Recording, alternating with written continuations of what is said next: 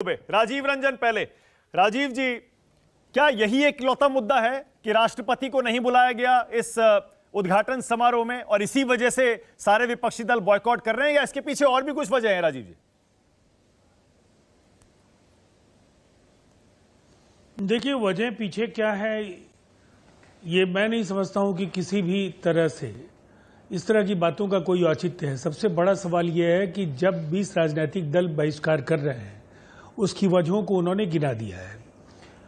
और अभी मैं भारतीय जनता पार्टी को सुन रहा था, उन्होंने संविधान के एक अनुच्छेद का जिक्र किया, लेकिन कॉन्स्टिट्यूशन का आर्टिकल 108 यही कहता है कि जब भी संसद का संयुक्त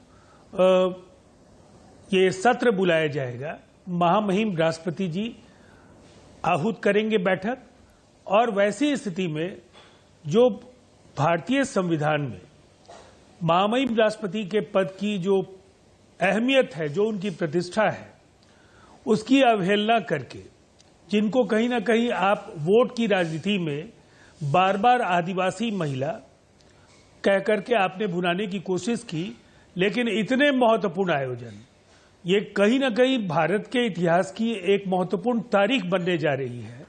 और वैसी परिस्थिति में महामहिम राष्ट्रपति का इस आयोजन में उपस्थित नहीं होना सवाल खड़े करेगा, इसलिए कि व्यक्तिवादी राजनीति का जिस तरह से परचम भारतीय जनता पार्टी लहराने की कोशिश कर रही है और तरह तरह के तथ्य वो परोसने की कोशिश करते हैं, कई बार उनकी स्थिति हास्यास्पद हो जाती है।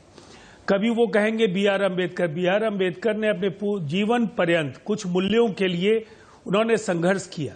हिंदू धर्म की जो विसंगतियां थी, कहीं ना कहीं बौद्ध होने के पीछे वो एक बड़े कारण थे।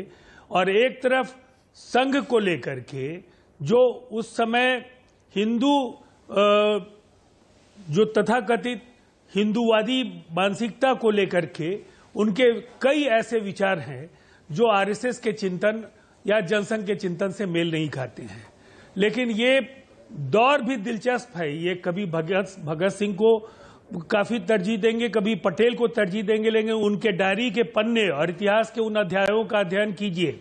सरदार वल्लभ भाई पटेल के आरएसएस को लेकर के क्या विचार थे, वो इतिहास का एक हिस्सा है। आपको प्रतिबंधित उन्होंने किया था, आज उनकी पीड़ा आपको परेशान करती है। और दूसरी तरफ भगत सिंह ने अपनी डायरी में जिस तरह से उन्होंने उस समय मुस्लिम लीग को नकारा, उसी तरीके से उस समय हिंदू महासभा की विचारधारा को लेकर के भी उन्होंने अपनी चिंताएं जाहिर की।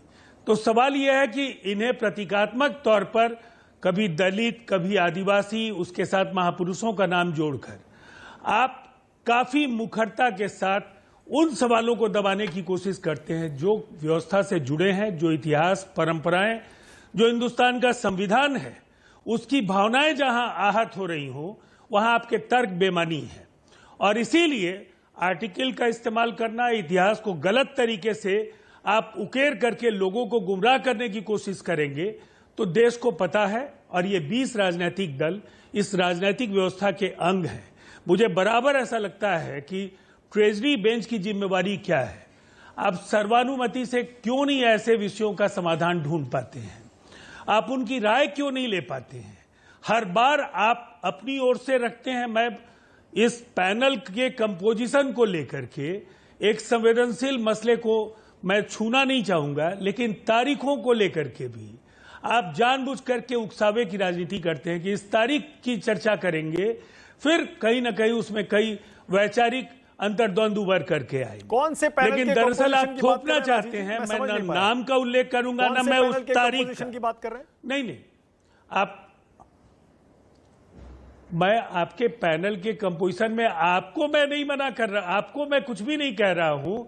दलों की विचारधारा और महापुरुषों को लेकर के जो हमारे विचार हैं, उसमें प्रतिपक्ष के अंदर कई तरह के अंतर विरोधी राय हो सकते हैं, लेकिन उस तारीख को लेकर हमारी आपत्ति जरूर है कि जिसका संसदीय जीवन में कोई जिसका योगदान नहीं हो, जो कभी वीर सावरकर जी के नाम का जिक्र कर रहे हैं क्योंकि आनंद दुबे इस पैनल में बैठे हुए हैं। अब मैं समझा। नहीं, छोड़ दीजिए। मैं दोबारा मैं नहीं चाहता हूं कि इस बहस में जो मूल बिंदु है, जो भारतीय जनता पार्टी का काफी सोचा समझा एक हथकंडा है, उसका इस्तेमाल करने से ये कभी बाज नहीं आएंगे। Okay, all right.